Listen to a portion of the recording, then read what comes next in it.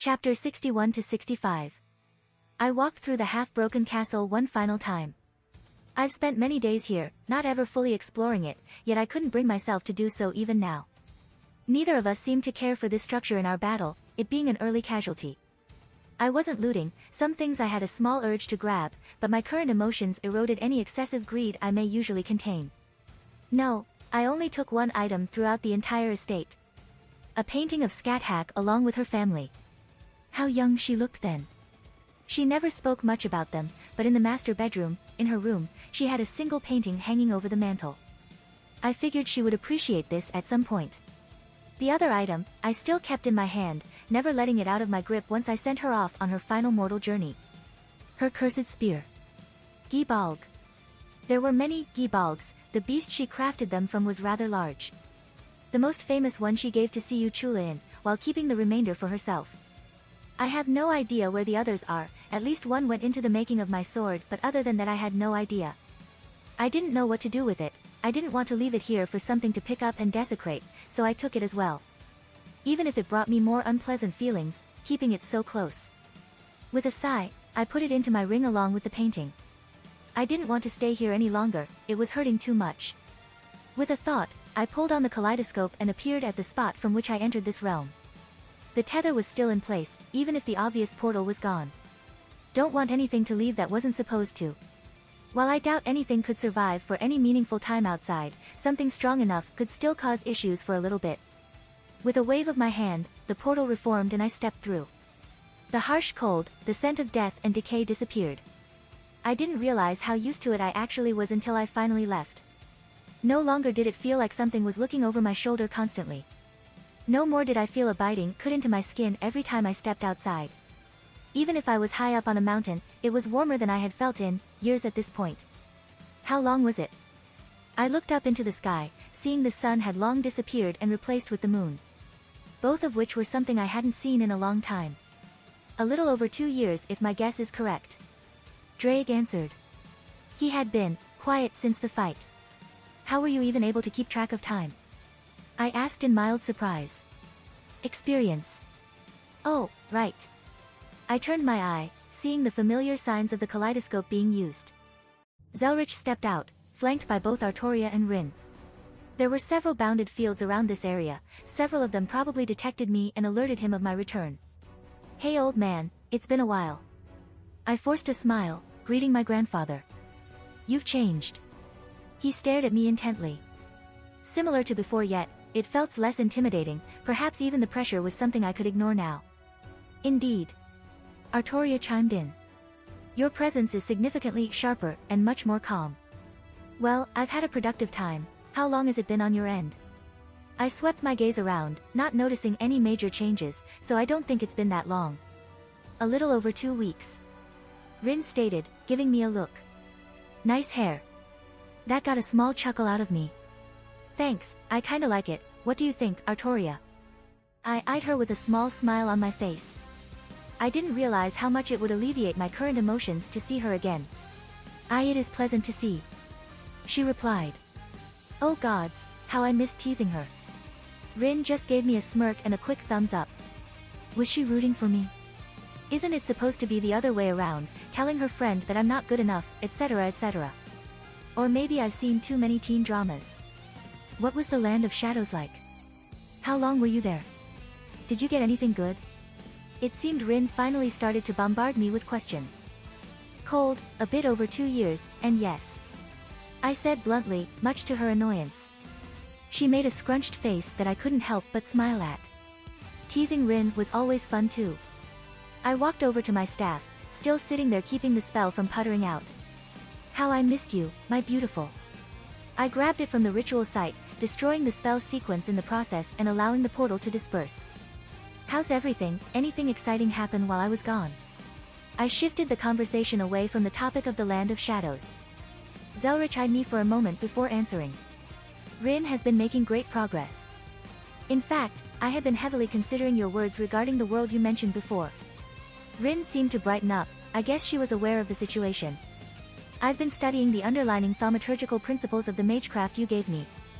She furrowed her eyebrows. It's odd, but I guess that's to be expected, considering it's from another world. They also don't differentiate between magecraft and magic. To them, all of what they do is magic, even something as simple as lighting a candle with a small flame. I shot a look at Zelrich and his face told me he was keeping his hands out of Rin's research. Something I could agree with, allow her to venture out and learn from her own failures and successes. How dangerous is that world? Artoria asked, her tone very protective. No doubt she intended to follow along, not that I had any expectations to the opposite. They seemed really excited about this trip, perhaps they've been waiting for my answers for a while now. Fairly dangerous at the moment, apparently dragons have started to resurface for the first time in many centuries, and divine spirits are active here and there. Not to mention all the phantasmal species that still run about. I used terms they were familiar with to make it easier to understand. I would also give a more detailed explanation later, but this would suffice for now. I fear we're getting into a topic that may need to be discussed in a more leisurely setting. Zelrich interrupted. Perhaps we should convene at a later date to discuss this more. Fine, I can tell when I'm being shooed away. Rin sighed. I also want to show you what I've been working on when you have some time. Rin directed her words at me. The old man said you would be a better help with my project. Sure. I said happily, turning my gaze towards Artoria. So. She coughed lightly into her hand, stealing her face. Would you like to get coffee with me sometime? Her words sounded extremely rehearsed and I saw her glance at Rin while she said it. That would be lovely. I couldn't help but genuinely smile for the first time this evening. One way or another, she deserved some answers and explanations. Artoria quickly caught up with Rin who walked through a portal Zelrich opened, only giving me a quick look before departing again. Well, I hope you don't drag your feet with her. He spoke up after they disappeared. Yeah, I hope I don't do something stupid. I sighed. Zelrich raised his eyebrow at me, a small smile rising on his face. It seems you've grown in a few ways. I was about to respond, until he waved his hand and we were then in his office. I only rolled my eyes, taking a seat in the familiar chair. Show off. Well, what's the point in being this powerful if I can't show it off? He looked at me smugly, I could tell he was just being flamboyant on purpose, he usually isn't this flippant about his strength, unless he gets pissed off. Now, why don't you tell me what's really going on? What do you mean? I said evenly. Boy, do you think I'm blind? His expression turned serious. You may not be me, but that doesn't mean I don't see enough of my own mannerisms in you. I can count on one hand the amount of times I've had that look, and none of them are good. You, really are an asshole sometimes. I snorted. Can't you just leave it well enough alone? I suppose I could.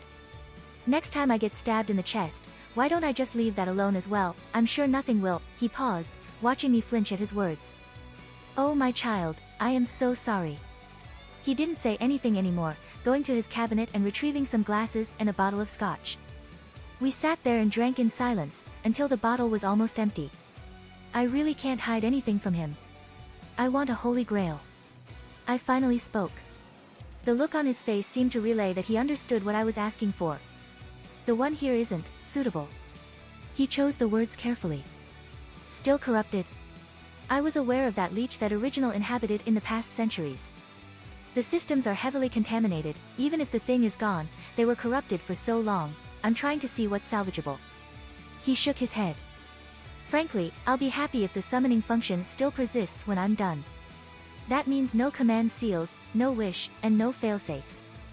Neither of us would care about the wish, but it was more than that.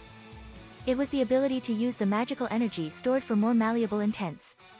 The wishcraft that was embedded and powered by an almost unlimited amount of magical energy, it allowed the Grail to do almost anything, even punch a hole straight to the root. There are other worlds, other Grail wars. Indeed, that is an option. But it is unlikely I can just wave my hand and cancel those huge events to present you the Grail. I don't need it handed to me. I resolved myself. I will take it, servants or not. Zelrich raised an eyebrow, a smile formed. Well, if that's the case, I have a few things I can look into. Some places that would be better off without a Grail. Really? You're not going to give me another speech about taking things when I shouldn't? I never said you can't take things. He shook his head. I just told you to take responsibility. The debts you owe will continue to accumulate, if you wish to even the scales more actively, so to speak, I won't say anything in opposition. I know. I sighed. I guess, I just wanted the words to be said. He looked thoughtful, tapped his chin for a moment. I do have a lot on my plate right now, and it will take some time to find a suitable world line, unless you want to do that yourself. I couldn't help but scowl at the thought. Your nature makes it substantially easier to do that. It would take me years to find what I'm looking for, you can probably do it in days. That is true. He agreed. Regardless, it seems you can't do anything for the time being. What are your plans? I wanted to stay around for a few more days. Clearing the air with Artoria is probably one of the priorities, see where we go from here. I sighed again, looking up at the ceiling. I'll give Rin any help she needs, maybe point her on certain paths if she's going to explore Skyrim. Keep myself preoccupied with something. I only took a cursory glance at this Skyrim you mentioned. I've already started prepping her a bit, but I was thinking about having her attend that college you mentioned. Yeah, that's probably the best bet. The Archmage there is a good man, I would trust him with my life. I nodded, a small smile on my face as I recalled my time there. I know you're worried, but I have some people there that can give her some protection, not to mention I'll also give her a hand. I hesitated for a moment, rubbing my hands together. I can lend her my staff for an emergency. I practically winced at my own words. I hated the thought of parting with my staff again, but at least that's for the future. And it was for a good cause. Rin was family, I would make sure she's safe, not to mention Artoria who would be beside her the entire time. That is appreciated. He gave a genuine smile, making me feel better. Though I'm sure Ruby will be, not pleased. He let out a small laugh, before evening himself. But until then, what do you plan to do? I will probably head back to my birth world for a bit. I frowned, running a hand through my hair. Do you think it's wise? You don't have particularly fond memories of that place, adding on. He trailed off, but I know what he was asking. Well, I could only smile bitterly. I can't exactly feel any worse than I do now. Maybe some closure over there will help me in every aspect. You ready? I asked my companion, seeing Artoria, not standing awkwardly, but I could tell she was the tiniest bit nervous. I am. She nodded. I have selected one of these coffee shops that Rin has shown me. I couldn't help but smile at her antics. You look nice. I eyed her new wardrobe. It was more of the same, but slightly different stylization and perhaps a new sweater. Thank you. She lowered her head slightly. I could tell she was a little bit of pink on her cheeks. I knew she was still unused to being complimented in this capacity, yet I couldn't resist. I picked these clothes out myself. She added on quietly. Well, she had good taste, even if she didn't deviate much. She knew what she looked good in, which to be fair was practically anything.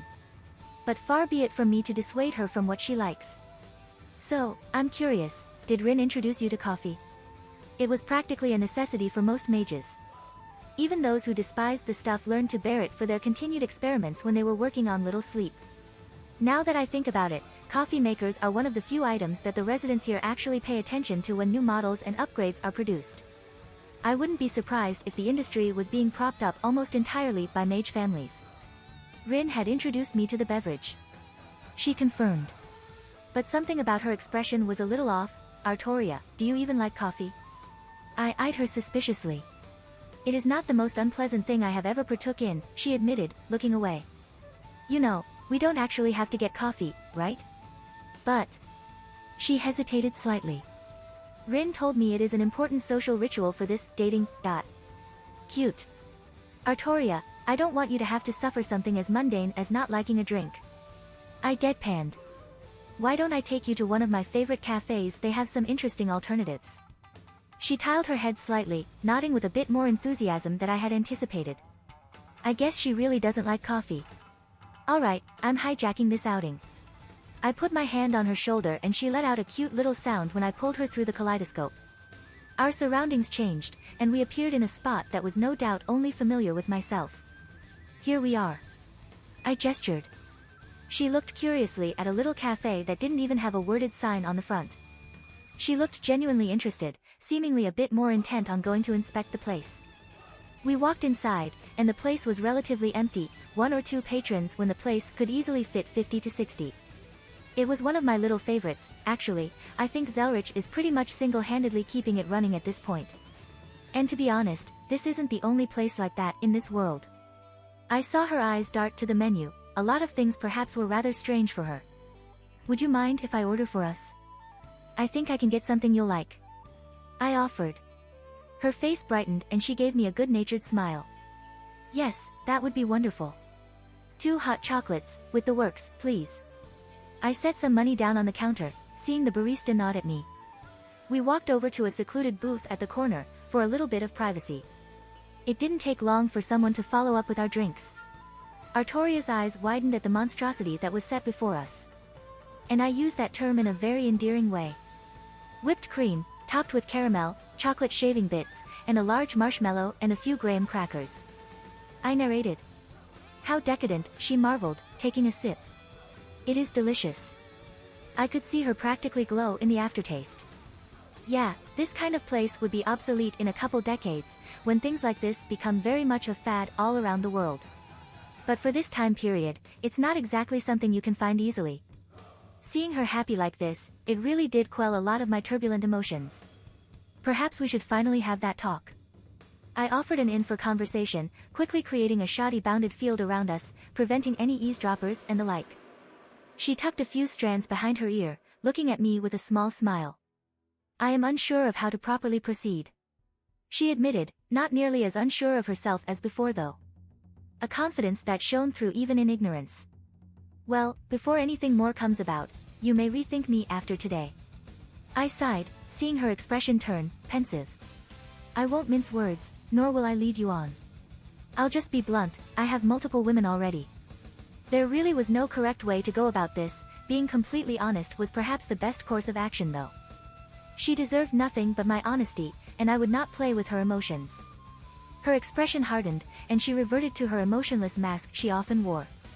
It made it exceedingly difficult to get any kind of read on her. You. She stopped herself, seemingly unable to find the correct words before opening her mouth again. Why did you tell me, couldn't you have? She seemed dejected and slightly confused.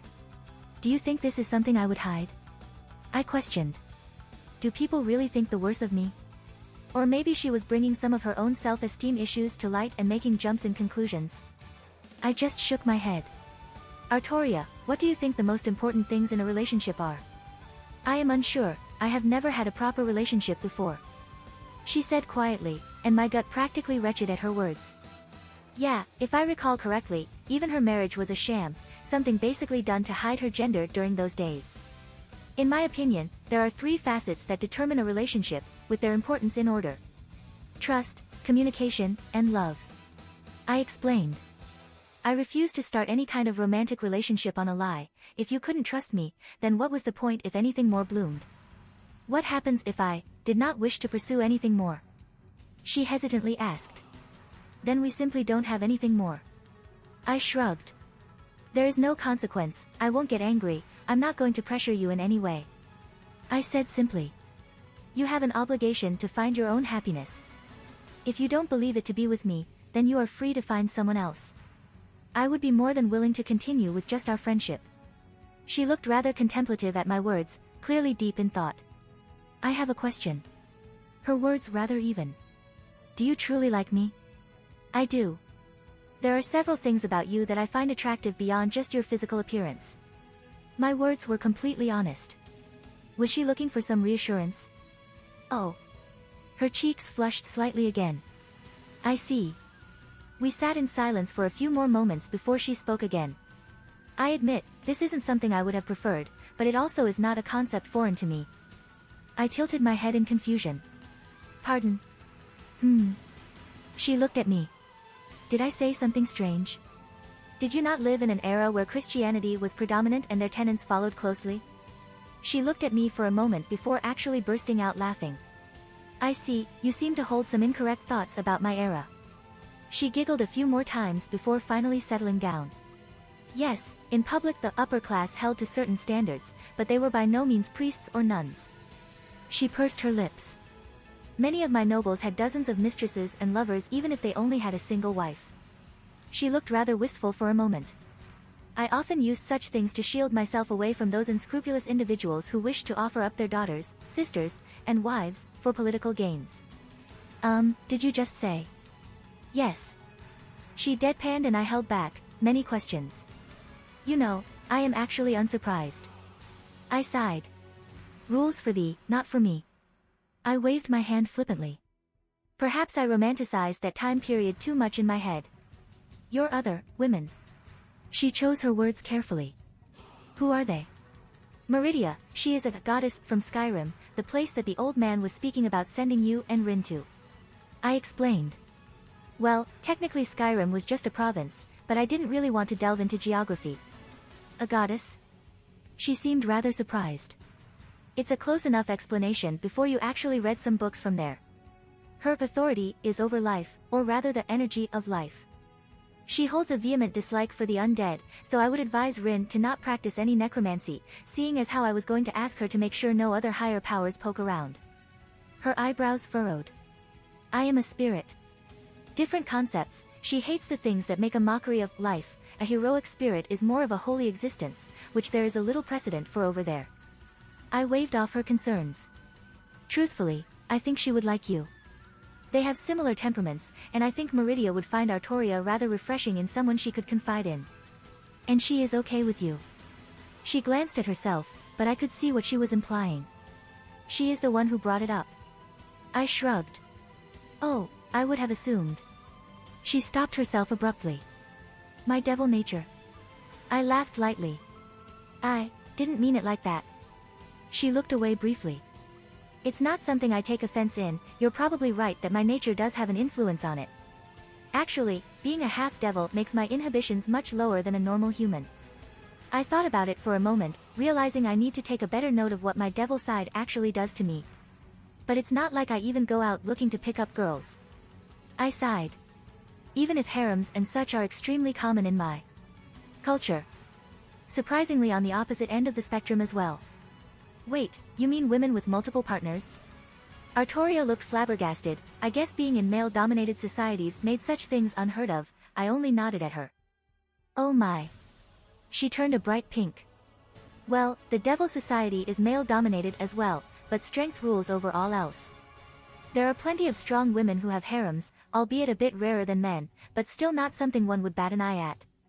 And, who else? She questioned again. Scat Hack. I said simply, just bringing up her name still made me experience things I was trying to suppress. I should have expected that. She deadpanned. I can't counter those words. I couldn't help but smile slightly. Yeah, Scat Hack's reputation was known. Would I be able to meet them? She looked a little unsure of herself. Of course, though it may not be for a bit. Meridia can't leave her realm willy-nilly and Scat Hack is currently indisposed. I see, you truly are keeping no secrets from me, and I wouldn't be able to find out even if you were, yet you are being so open. Her expression softened slightly, looking at me again. I still don't know what to do. Even before this revelation, I still was conflicted. But I want to give it a chance. Mayhap our paths will part at some point, but I do not want to live with a regret in my heart anymore. Huh, well, what do you know? This brought a genuine smile to my face, even if my heart was still in shambles. Clearing the air with Artoria had been surprisingly therapeutic. Maybe, I wanted to say it was a nice distraction from my other issues, but that would not be fair to the budding relationship I have with Artoria. I just kept reminding myself that Scat Hack wasn't gone forever, and she was going to get an ass-kicking when I brought her back. But seeing Artoria's bright smile when we would meet, it would easily push away any melancholic thoughts I currently had. I let out a grunt as I finished up my small workout. It was almost ingrained on me at this point to start the day with several hundred swings of my sword. At some point, I pulled out Gibalg and started thrusting it for the reason. I don't know why I continued to torture myself like this, and I had no desire to truly learn the spear. It's just, I think it made me feel more at ease. Perhaps, I just wanted to feel closer to her now that we were so far apart. And I was swinging around Dawnbreaker just moments prior to that. I really am just a helpless idiot sometimes. Now that I think about it, I should really switch between all my swords to make sure I'm completely comfortable to wield any of them in any circumstance. I looked up into the air, and my swords flew back down to me. Whisper, Mirage, Dawnbreaker, Ascalon. I did feel a slight tinge of greed when I beheld them. Was it odd that I felt the need to get more? Perhaps it was my nature as a devil talking. I liked the thoughts of having my own armory, a collection to show off. Thoughts for later. Another random thought, I will surely need to test how the staff of Magnus interacts with my new magical abilities, primarily my 9 realms and my primordial runes. Lots of stuff to do, and my time seems just as limited as before. It never seems to stop. I walked back to Zelrich's home, office, workshop thing. What even was the proper way to describe this? I suppose that most mages would refer to it as his workshop, simply because that is the most important facet inside. There you are. Rin exclaimed as soon as I walked inside. Come here, I'm going to show what I've been working on. Artoria flanked her form behind, a familiar sight at this point. She just looked rather amused by the whole thing as we shared a look. Alright, lead the way. I offered no resistance as she practically dragged me into her workshop. It just went to show how much she seemingly trusted me this quickly if she was letting me in here. Realistically, I could come and go whenever I wanted, there was nothing she could do to stop me, yet she was willing to let me in here. The gesture, though, was heavily appreciated. Old man. I greeted my grandfather who was already taking a seat inside. He looked rather interested in what was going on. Any idea what she's been up to? A smile rose on his face. I have absolutely no idea. He looked rather excited at the notion. She hasn't told me any details, and the help she's come to me for hasn't given any clues either. Rin was just ignoring us, setting things here or there, making sure she had everything presented and ready to go. Artoria pulled up a seat and sat right next to me. She seemed rather relaxed in my presence, more so than previously, which I couldn't help but be happy about. Any sneak speaks? I asked her. I have been sworn to secrecy. She gave a small smile. Well, she seems really proud of what she's done so far. I really am curious what's gotten her so excited. All I know is that she's been preparing for some adventuring in other worlds. Zelrich added. That reminds me, I will need to give her some reading material, so she isn't quite so surprised by everything that she sees in Skyrim. I do have several historical texts and various biographies of the races there. Artoria too, they both needed to know what exactly they were walking into. I was going to ask Meridia to keep an eye on them, not to mention the Archmage would no doubt be excited to have a talent like Rin in her school. I could also put the word out to Thorum and anyone else who owes me favors. Thorum, I do miss my friend. I'm curious to see how much he's grown in our time apart. My delving into the shout had been slow going. I did get some practice and thoughts in my training though, and my new knowledge of primordial runes gives me a new perspective to work with as well. Alright. Rin suddenly stopped, pulled out several papers and a strange device she had in her hand. A phone? I hazarded a guess at what she was holding, though it looked nothing like what I would picture a modern phone as. It was rather bulky, and a few misshapen protrusions. Kind of. She admitted. I wanted a way to contact people across multiple world lines in real time. Me and Zelrich shared a look, and we both facepalmed in the same way. So this is how it feels to be on the other end? I asked the old man. Indeed, to think we missed something so simple. He shook his head. What? Did I do something wrong? Rin looked a little uneasy at our reaction. No, the opposite in fact. I assured her and Zelrich just nodded along. We just never had the need for a kaleidophone before, there was never a reason to contact other people through such a method. I couldn't help but chuckle. Yeah, with several of us running around all in different places, this seems like an obvious step in hindsight. This will be a wonderful addition to our lives. Zelrich stood up, walking towards her to inspect everything. The means to hold conversations across worlds is non-existent at this point. I'm happy to admit that you took a step we never considered. Seriously, I'll bankroll all your research on this. I wanted to see her designs and notes as well. I have several people I am on good terms with across world lines, being able to keep in touch will be extraordinary. I could be able to speak with Meridia whenever I wanted, be able to talk with Artoria even when I'm away. Why had I never thought of something like this before? I'm curious how you came up with such a thing. I looked over Zelrich's shoulder as he inspected the device, something we could call a prototype. To call it a device though, was a bit of a misnomer. There was no technology involved. The outer frame looked to be made with some kind of steel composition. There were spell formulas carved inside and several small gems acting as certain magical batteries and spell holders. Ruby. I said suddenly, remembering the Kaleidoscope. Indeed, my thoughts exactly. Zelrich looked at Rin. You used some concepts inside Ruby's own make and created something like this? I glanced at some of her magical formulas and systems. She said hesitantly. Rin, despite how I feel about the device, Ruby is one of my greatest creations, and you were able to reverse engineer very specific parts of her makeup and create a thing like this? He held out the phone. I am proud of you. He finally said. I shared the same sentiments. Ruby did have the ability to contact Zelrich across time and space, but it was difficult at the best of times. For Rin to use such an ability and reverse engineer it like this for a greater purpose, she really is a genius. At just a cursory look, I'm guessing the materials have a hard time withstanding the spells? I asked. Why yeah.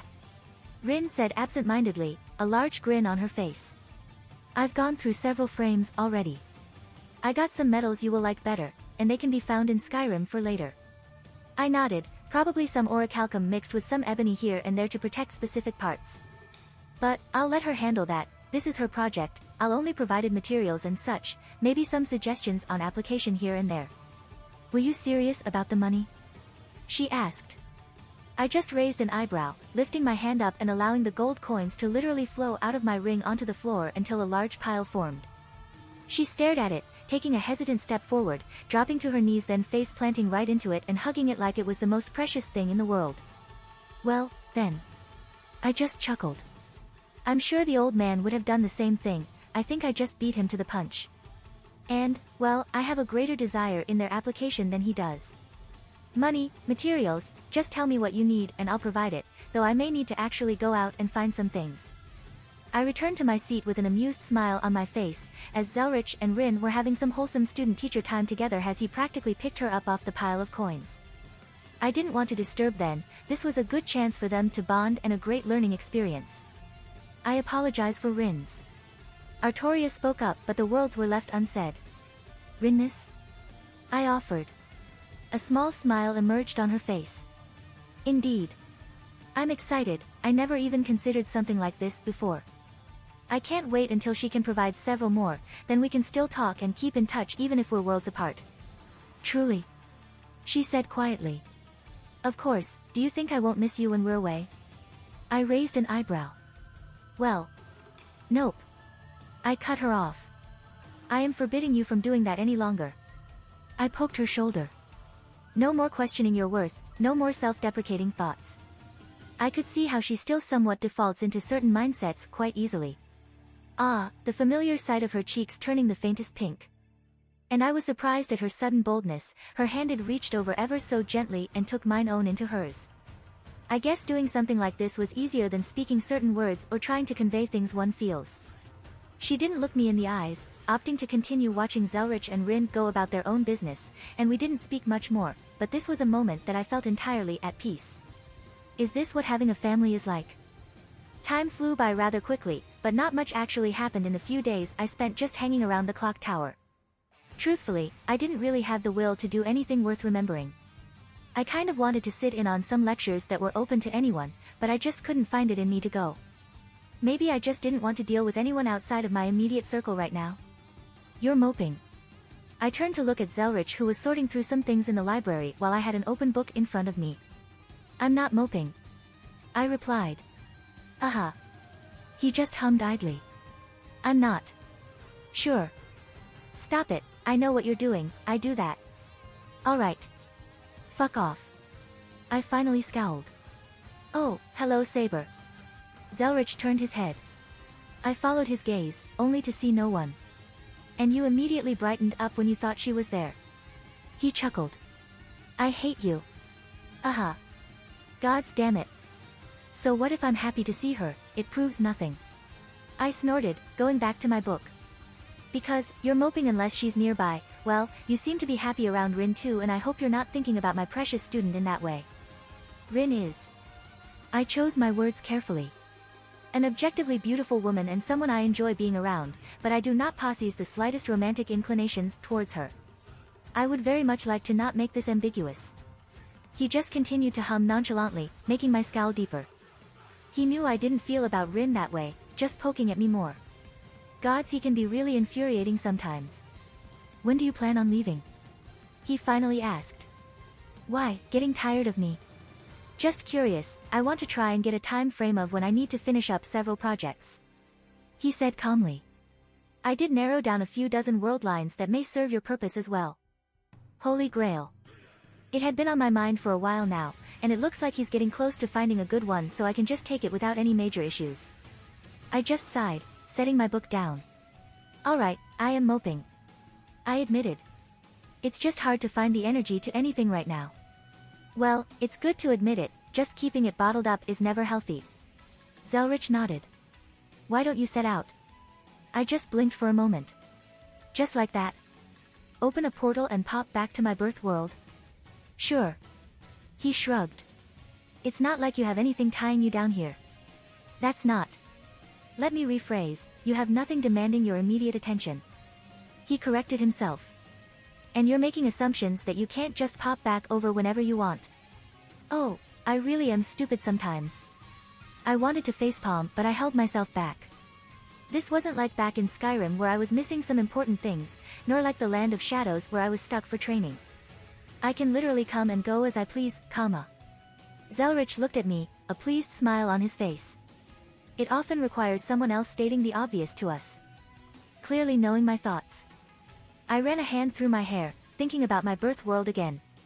I already decided to head back, but it felt like this huge hill to climb, yet it was as simple as snapping my fingers. Fine, I'll check back in within a few days, I guess. I decided, standing up.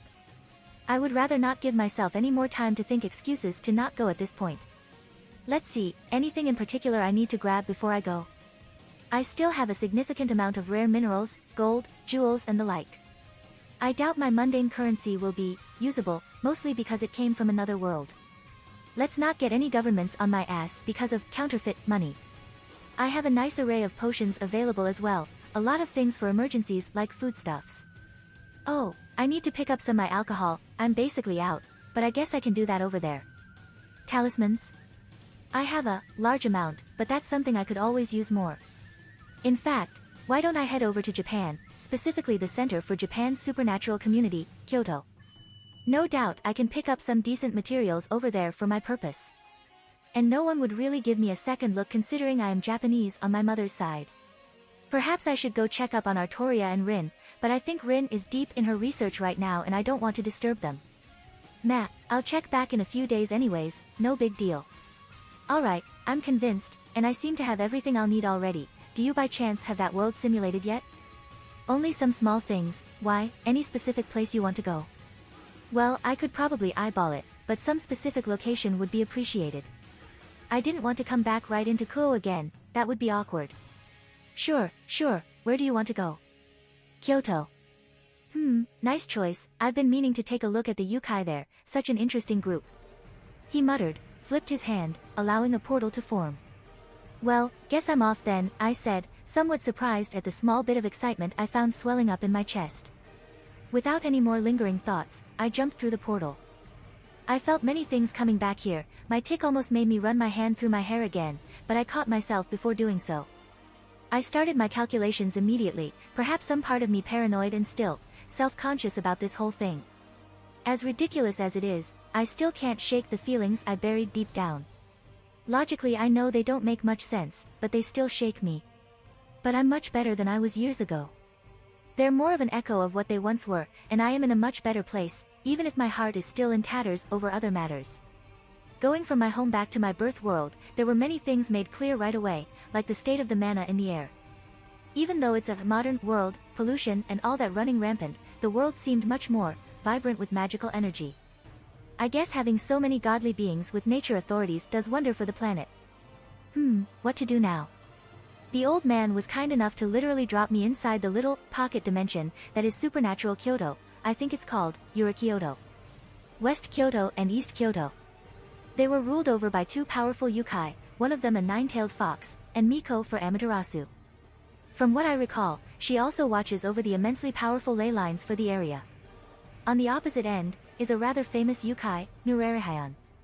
There is this weird coexistence between all the parties, East and West Kyoto, then all the major human families that practice various exorcism and onmyoji arts.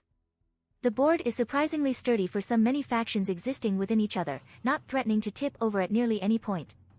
I headed towards the nearest looking bar, somewhat Western themed based on the decor. It would suit my needs perfectly. Walking in, there were only a couple people, none of them humans. I was only given a cursory glance, but from what I could see so far, humans weren't uncommon, and I doubt my heritage made anyone annoyed. Setting down, the bartender gave me once ago. "What ya want, kid?"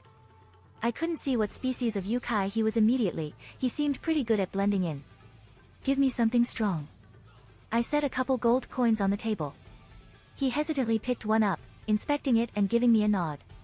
"What else you want?" he asked, pulling something up from the back to start pouring. Well, he has good sense, knowing I overpaid for a reason. Been out of country for a while, some information would be nice. I set a few more coins down. He didn't even do a double take before sliding them off the table. Some place to get some money for gold would be appreciated, and maybe some news from the past few weeks.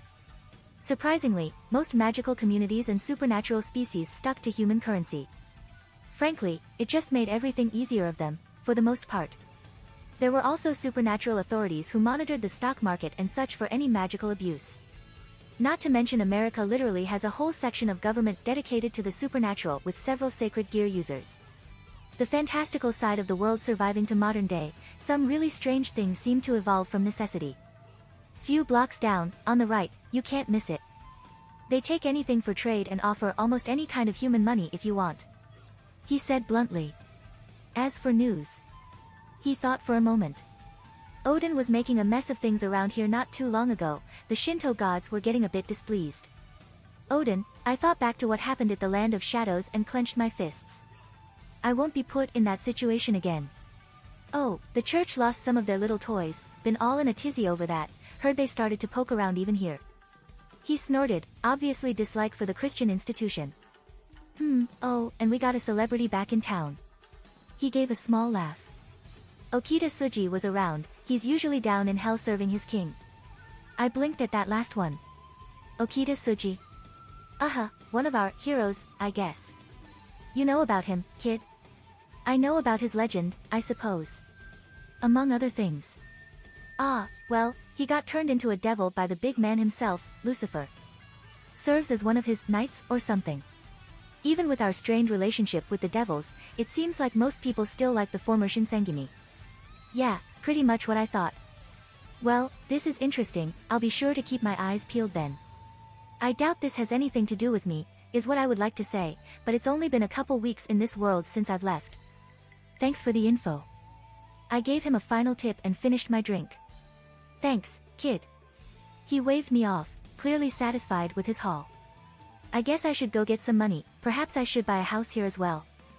I wanted somewhere permanent, and that idea of overlaying the place on multiple world lines keeps popping up in the back of my mind. I could understand what the bartender meant when he said, "You can't miss it." Yeah, if Gaudi was a something in style, this would still be over the top. Perhaps they're doing something right though, if they're so easily recognizable. Still though, just looking at these golden doors encrusted with jewels is just blah. Well, seeing the cornucopia engraved right above the entrance, I could tell who was backing such a place. No doubt there were probably many branches all around the world. Plutus, Greek god of wealth and abundance. Need any more be said? The inside wasn't much different from the outside, even if there were many interesting things I might actually want at some point. Greetings, sir.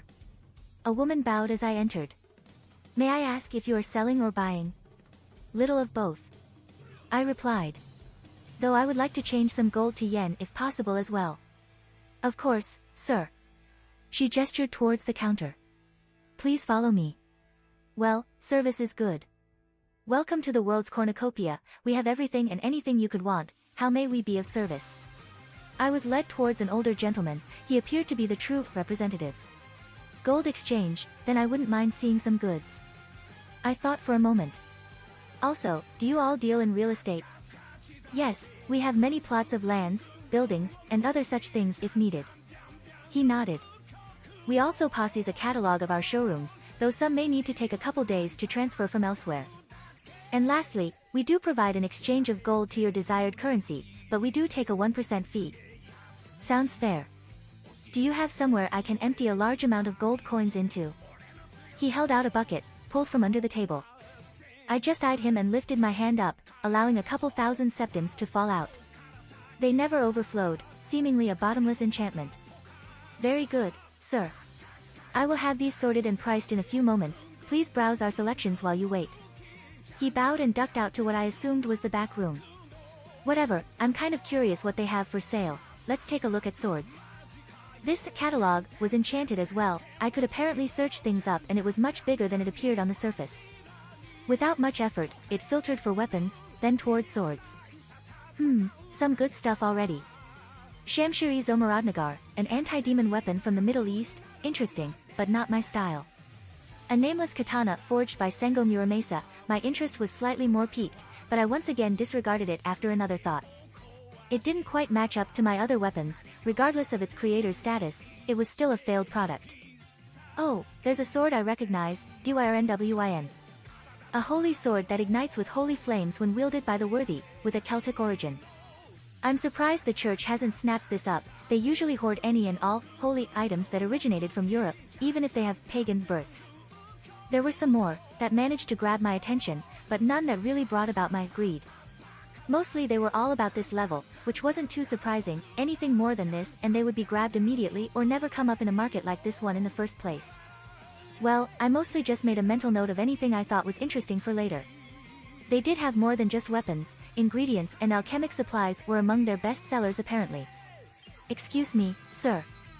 The man bowed again, and I never caught him name, but I think that was on purpose.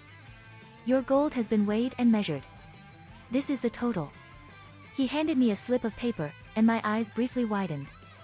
I had forgotten how much gold was worth here again. Well, I can make some nice money by bringing gold back from Skyrim if I were inclined. Very good. I tapped a place on the catalog. Would it be possible to give this place a look through? I gestured towards a specific house within West Kyoto. Of course. He said without a second thought. I'll make all necessary preparations. Outside of the decor, this place is alright. I'll definitely be coming back here if the need arises. With a hefty amount of cash in my ring, I held onto a piece of paper that gave me directions on where to go. Surprisingly, they had that much cash on hand, I would have thought they do bank transfers or something. Fun side note, there are supernaturally inclined banks in the world. Granted, the ones that cater to specific supernatural entities are limited, most just have a few branches here or there for that purpose.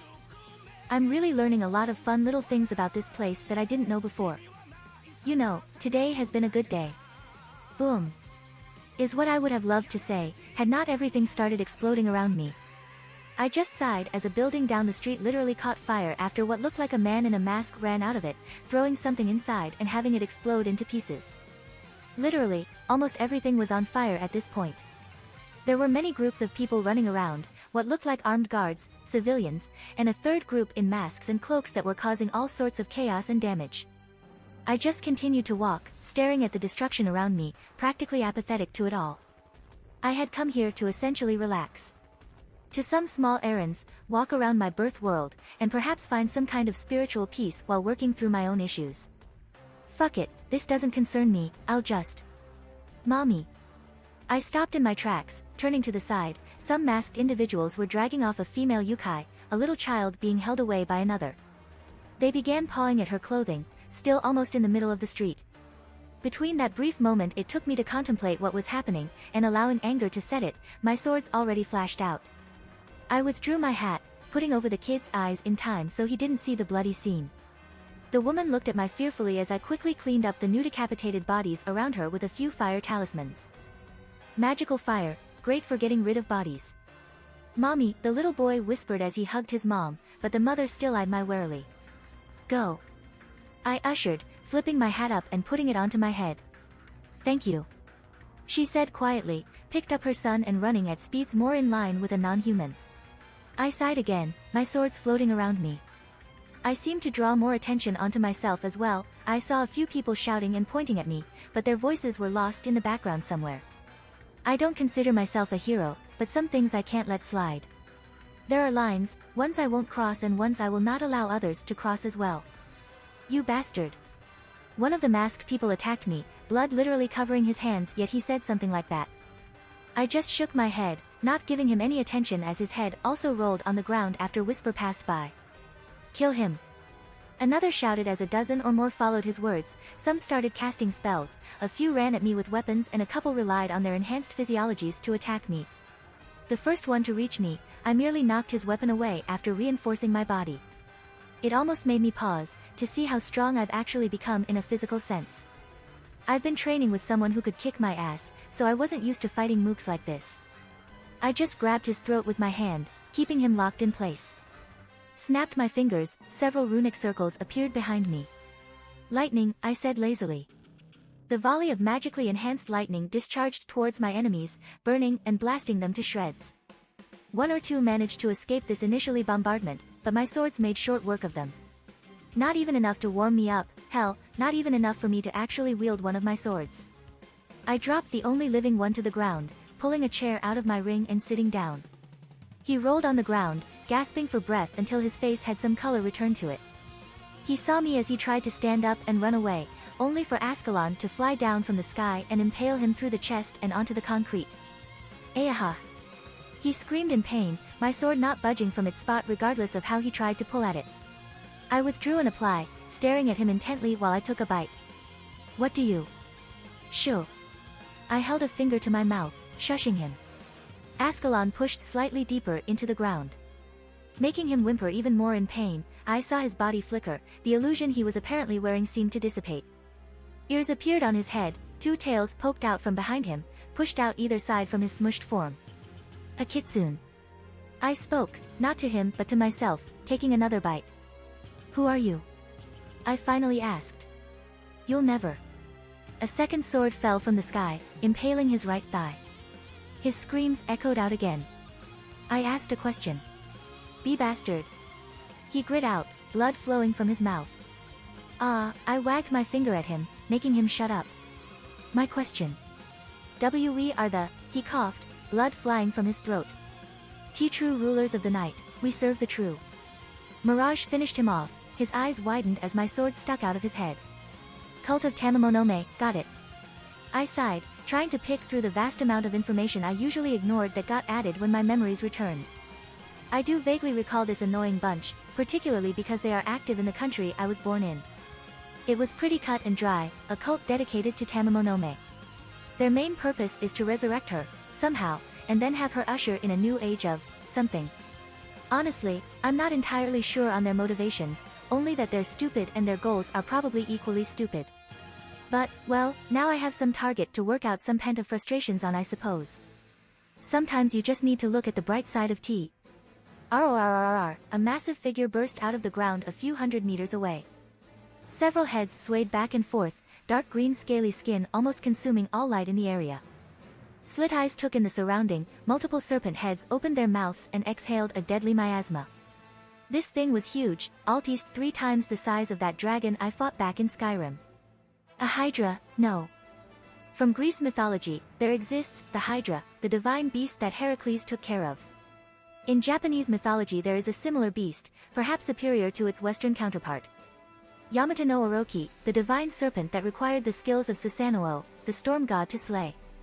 It possessed 8 heads and 8 tails, a beast massive and deadly, and even considered a dragon in every meaningful regard.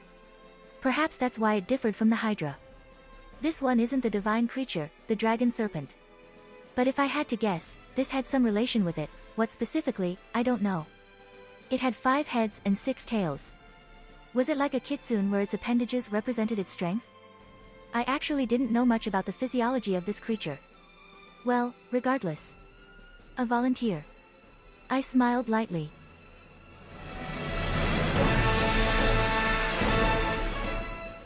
If you like this content, don't forget to like and subscribe. See you later, bye bye.